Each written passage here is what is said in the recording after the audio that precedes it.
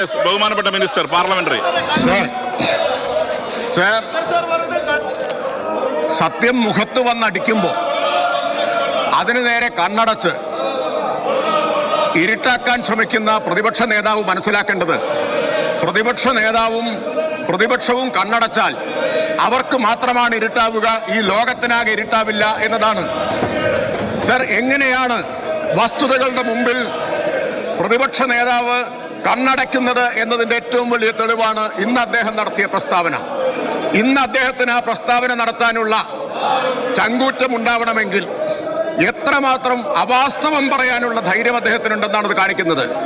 Sir, ഇന്നലെയാണ് ഹൈക്കോടതിയുടെ വിധി വന്നത്. ശ്രീനിവാസൻ അടുത്ത കാലത്താണല്ലോ മരിച്ചുപോയത്. മലയാളികളെ ഏറെ ചിരിപ്പിച്ച നടനും സംവിധായകനുമാണ് ശ്രീനിവാസൻ. സർ, അദ്ദേഹത്തിൻ്റെ വളരെ പ്രസിദ്ധമായ സിനിമ വടക്കുനോക്കി യന്ത്രം എന്ന സിനിമയിൽ ഒരു രംഗമുണ്ട്. അപകടം പറ്റിയിട്ട് ആള് കിടക്കുമ്പോൾ അവിടെ പോയിട്ട് ഉചിതമല്ലാത്ത അഭിപ്രായ പ്രകടനം നടത്തിയ ആളെ മാമുക്കോയ അകത്തേക്ക് വിളിച്ചു കൊണ്ടുപോയി മുഖമടച്ചൊന്ന് കൊടുത്ത് പറയുന്നുണ്ട്, ഇമാതിരി സമയത്തല്ല ഇതുപോലുള്ള വർത്തമാനം പറയേണ്ടത് എന്ന്. ഇന്നലെ പ്രതിപക്ഷ നേതാവിനോടും BJP-യുടെ സംസ്ഥാന പ്രസിഡന്റിനോടും ഹൈക്കോടതിയുടെ ദേവസ്വം ഡിവിഷൻ ബെഞ്ച് പറഞ്ഞത്, യഥാർത്ഥത്തിൽ ചെയ്തത് അതാണ്. ഒരു അന്വേഷണം കുറ്റമറ്റ നിലയിൽ ഇവിടെ നടക്കുകയാണ്. ഹൈക്കോടതി പറഞ്ഞു, SIT-യിൽ പൂർണ്ണ തൃപ്തി. നിസ്സാര വിഷയങ്ങൾ ഉന്നയിച്ച് CBI അന്വേഷണം ആവശ്യപ്പെടുന്നത് നല്ല പ്രവണതയല്ല. ആരോടാണ് പറയുന്നത്? ഈ പ്രതിപക്ഷ നേതാവിനോടും പ്രതിപക്ഷ നേതാവിന്റെ കൂട്ടാളിയായ ഉറ്റമിത്രമായ BJP-യുടെ സംസ്ഥാന പ്രസിഡന്റിനോടും CBI അന്വേഷണം ആവശ്യപ്പെട്ട് ഹൈക്കോടതിയിൽ പോയ വിശ്വ ഹിന്ദു പരിഷത്തിനോടുമെല്ലാമാണ്. അവരൊക്കെയാണ് ഇപ്പോൾ പ്രതിപക്ഷ നേതാവിന്റെ കൂട്ടാളികൾ. BJP, വിശ്വ ഹിന്ദു പരിഷത്ത്, അവരോടാണ് ഹൈക്കോടതിയുടെ ഡിവിഷൻ ബെഞ്ച് പറഞ്ഞത്, ദേവസ്വം ബെഞ്ച് പറഞ്ഞത്, നിസ്സാര വിഷയങ്ങൾ ഉന്നയിച്ച് അന്വേഷണം ആവശ്യപ്പെടുന്നത് നല്ല പ്രവണതയല്ല എന്ന്. സ്വാഭാവിക ജാമ്യം ലഭിച്ചതുകൊണ്ട് ഒരു പ്രതിയും രക്ഷപ്പെടില്ല. ആരാ പറയുന്നത്? ദേവസ്വം ബെഞ്ചാണ്. ഈ കേസിന്റെ മുഴുവൻ മോണിറ്ററിംഗ് നടത്തുന്ന, അന്വേഷണം മുഴുവൻ മോണിറ്റർ ചെയ്യുന്ന ദേവസ്വം ബെഞ്ച്. ആ ദേവസ്വം ബെഞ്ചിനും മുകളിലാണ് പ്രതിപക്ഷ നേതാവ് എന്നാണ് അദ്ദേഹം ധരിക്കുന്നത്. അതാണ് അദ്ദേഹം ധരിക്കുന്നത്. സർ, കോടതി മറ്റൊരു കാര്യം കൂടി പറഞ്ഞു.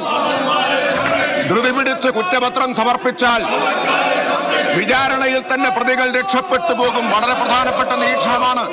ഇതൊരു കുത്തുകേസല്ല, ഇതൊരു സാധാരണ കേസല്ല. ധൃതി പിടിച്ച് അവധാനതയില്ലാതെ കുറ്റപത്രം സമർപ്പിച്ചാൽ പ്രതികൾ രക്ഷപ്പെട്ടു പോകും. അതാണ് സാർ പ്രതിപക്ഷ നേതാവിന്റെയും പ്രതിപക്ഷത്തിന്റെയും ആവശ്യം.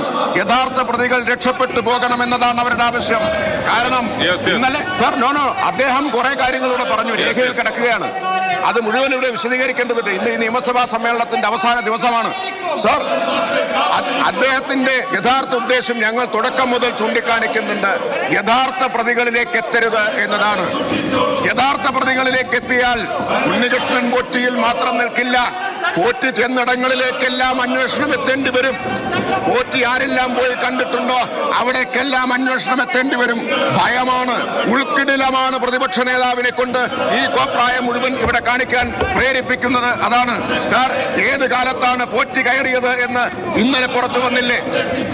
പോറ്റി കയറിയത് മരിച്ചുപോയ പരേതനായ പ്രയാർ ഗോപാലകൃഷ്ണൻ കോൺഗ്രസ് നേതാവ് പ്രസിഡന്റായിരുന്ന കാലത്തല്ലേ? അജയ്തറയിൽ മെമ്പറായിരുന്ന കാലത്തല്ലേ? ഇനി നിങ്ങൾക്ക് ധൈര്യമുണ്ടോ പോറ്റിയെ കേറ്റിയെ എന്ന പാട്ട് പാടാൻ? പോറ്റിയെ കേറ്റിയ ആളുകൾ പരലോകത്തും ഇഹലോകത്തുമായിട്ടുള്ളവരെല്ലാം കോൺഗ്രസ്സുകാരാണ് എന്ന് ഇന്ന് വസ്തുതകൾ സഹിതം പുറത്തു വന്നില്ലേ? ഇത് പറയേണ്ടി വന്നത് വിഷമമുണ്ട്. പരലോകത്തും ഇഹലോകത്തുമുള്ളവർ, പോറ്റിയെ കേറ്റിയവർ കോൺഗ്രസ്സുകാരാണ്. എന്നിട്ട് ഇവിടെ വന്നിട്ട് ഈ നാടകം കളിക്കുകയാണ്. ഞാൻ അവസാനിപ്പിക്കുകയാണ് സാർ.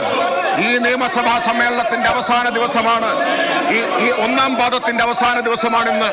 ഈ പ്രതിപക്ഷത്തിന് വിഷയദാരിദ്ര്യമാണ് എന്ന് ഞങ്ങൾ പറഞ്ഞത് അക്ഷരം പ്രതി ശരിവെച്ചിരിക്കുകയാണ്. അക്ഷരം പ്രതി ശരിവെച്ചിരിക്കുന്നതാണ് ഈ സംഭവവികാസങ്ങളെല്ലാം.